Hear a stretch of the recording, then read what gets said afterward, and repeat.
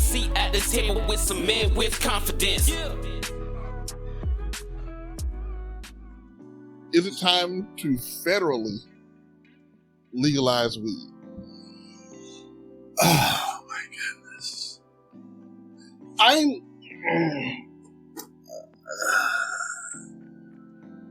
understand I am a Christian and I have a certain perspective on this. My Christian half is saying no.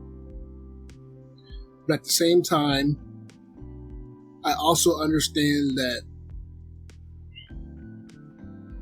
people are going to do what they want to do regardless of what the law says. Can't stop them. Number one. Number two, why are we putting all these people in jail for having so much weed on them? But there's we're faced with overcrowding of prisons and people who belong in there at a place where they can be let out. Some of these people, I know it's sad, but they don't belong on the streets. We don't want them on the streets. Some of them. I would much rather have weed be legalized and controlled in that fashion. So long as it's not monopolized by governmental entities to capitalize off of all the funds. You know, leave it to the private industries. I don't want the government in control of that like they are with other things. But I would dare say yes. And also for those people who were serving time for having had an ounce on them when they were pulled over, I want their sentences commuted. I want them out of there. Because this is not fair. Okay, so I absolutely agree with the whole commuting of sentences for people who are serving these extravagant sentences over an ounce because this was their third strike or whatever the case may be. As far as the legalization goes, I mean, because people will do what they want to do, I'm not saying, oh, but we just turn, I mean, because at some point somebody's going to ask the question, well, where does the line stop? You know, people are going to use heroin. We're going to start legalizing that too. I get that argument, but you know, with all things, I think you have to apply a sense of how much or how harmful or what the ramifications of these actions are going to be. All that being said, yes, I'm in favor of legalization, and you know, they're already monitoring what can and can't be done, how much or how little people can have anyway, so right. Why not?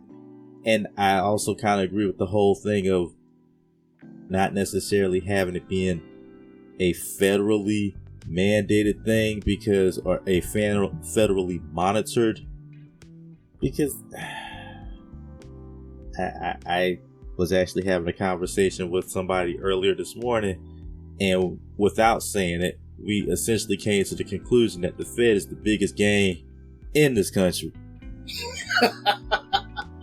Yep. So yeah, that's just my 2 cents on it, honestly. So, reaching back to the previous topic of Brittany Griner, one of the things that Joe Rogan said was that, okay, so people are wanting Brittany Griner to be released for, you know, like marijuana or, you know, hemp oil or whatever you want to call it. And there's people in American prisons right now for very similar or lesser crimes. Like, why should she get to get out? Because she shoots basketball? Like, why not let these other people out? And I somewhat understand that argument. Like, I really do believe that it's time to let marijuana be free to use, mainly because it's basically, it costs too much money to try to stop it, right? They're spending way too much money trying to limit and police it than it's worth. To me, the solution is simple. Treat it like cigarettes. Let it out there and tax the bejesus out of it. Right. You can pay for brand new infrastructure off of this marijuana. Right. And if you look at the states that legalize marijuana, them suckers are doing just fine economically. What was it, Colorado, Seattle, all of them got a bump because they're taxing it and they're making money off it. And I'm like, shoot, just make that sucker, make it legal, countrywide, and hit it up for taxes, just like you do cigarettes, just like you do alcohol. Yep. I was about to say, I don't know what the roads are like out in Seattle, man, but I'm tired of potholes all over the place. That infrastructure thing really kind of resonated with me. So I was going to ask Rhino, what's them streets like out your way, man? Oh, they suck, bro. They suck. Somebody's making that cash. Someone's making that weed cash. And I know these drug dealers are walking around with a pocket full of cash because it's not federally legal here. It's statewide is legal. Federally, right. It is illegal. So as soon as they go and deposit that money in the bank, you're getting arrested for money laundering. There's a dude that I heard of has a house full of cash. You can't put it in the bank because the minute he do, you're under arrest. Money laundering. But there are a lot of positives for legalizing it in terms of the revenue and what that revenue could do. But at the end of the day is what the American government will do. Because when people see dollar signs, they act different. Of course. Money changes people, as it were. But hopefully they can, if they want to really do something, if they really want to do something historic, legalize it, set the limits, make the limits known to the world so that people aren't just helter-skelter 12-year-old walking around with a blunt in his mouth. We don't want that. We do want a modicum of control. But there's another revenue stream that can be used to better other things, and they're also freeing up bed in prisons for people who deserve to be there. And notice I'm prefacing it with people who deserve to be there because some people, they belong in prison. I know y'all don't want to hear that, but some people belong behind bars. You don't get the roam free, all right? Because you shoot too many people, all right? You're stabby, Stabby McStabberson. No, you go to jail, all right? If you just had a joint on you when the cops pulled you over and stopped you, no, you can come back out, go ahead and enjoy your life. Watch your step, be careful, don't do anything stupid. Let's see, you said something just now that always kind of strikes me when these conversations come up, because I feel like people go to an extreme. Like you mentioned regulating things because we don't want 12-year-olds walking around with joints and just smoking willy-nilly. It always bothers me that people don't think things through in a progression. It's like, we go from weed's illegal to it's federally legalized, and that automatically means that 90% of the population is just out here walking in a cloud, literally, of marijuana smoke. It's just like, it's not. Is that what you think? Is that really how thoughts process through your mind, that people are just going to, oh, well, the ban is up, so we just going, come on now. Because there's still, the people who were still against it are still going to be against it. Right. And I get that, but I have a unique perspective on this because I've had to deal with it personally. I've had to deal with it professionally. I had a guy, he was leaving work. It's my job to check him and to clear him to make sure he doesn't have anything he shouldn't have. The guy had weed on.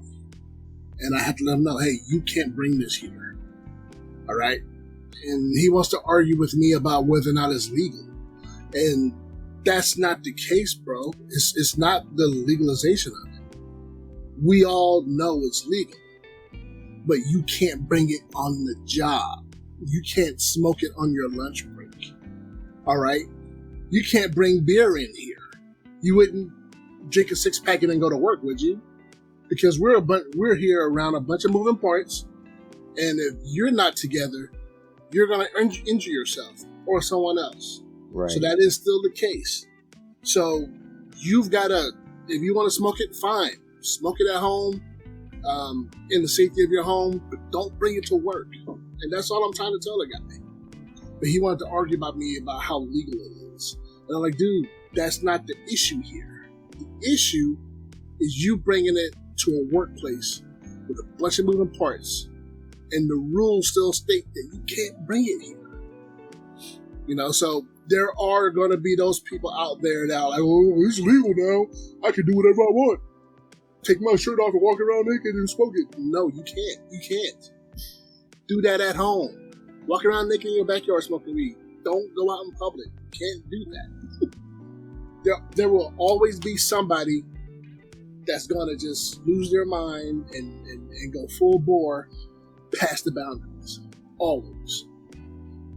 I do agree with that for the most part. That whenever you're making a rule or a law, you have to take it to the extremes to see how far someone can manipulate that law. I'm not saying that that's actually going to be what you see in real life, but like, okay, so if we make this legal, you actually have to think ahead and be like, how can someone abuse this right? Because someone, maybe not many people, but at least someone is going to try to abuse this and try to make it work for them. Like if you don't put an age limit on it, I promise you, some parent is going to let their 9-year-old tote. Like, come here, boy. Hit this one time, but a one time.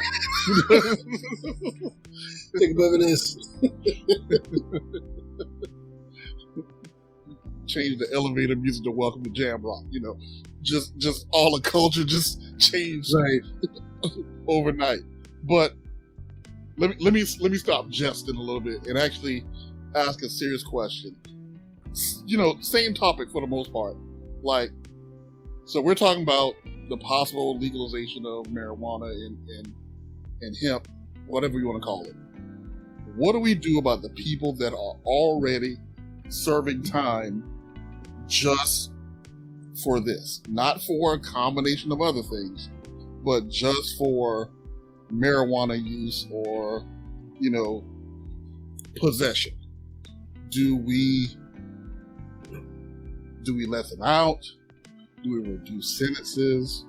Do we say, okay, if you're in, you're in, but, you know, the next person that you know, does this, you know, you don't get prosecuted. So what do you guys think? My initial answer is not to just release people. I feel like, again, we want to do this. We want to do something like this in a very structured and organized way, meaning you're going to have to review cases. You know, you're going to have to look at scenarios, because the truth of the matter is each individual case is going to be different, you know. And I would want to factor in things like time served, obviously behavior, kind of like when you look at the things you look at when you go to parole somebody. I think you want to take those same kind of considerations into play here. Not just a mass exodus of everybody who's serving a life sentence because they got busted with an ounce or whatever that, you know, threshold is. Not just saying open the floodgates, because that's not necessarily the greatest idea either. Because again, as I've heard a few times, you gotta make room for stupid. And you don't want to just unleash the hounds and the stupid ones get out and go back to being stupid. So that would be my first thought. And then from that, you can also kind of structure a penalization system in a manner to where, well, look, we've already set this precedent of releasing people based on this. Moving forward, here's the line. Anything across that line, then yeah, you end up back in lockup, because there are people who belong in jail. Something else that I've heard here recently. So, absolutely. And you made some very good, very valid points. And the fact of the matter is, states already have laws in place for repeat offenders, et cetera. But in terms of people doing time solely for the possession of drugs,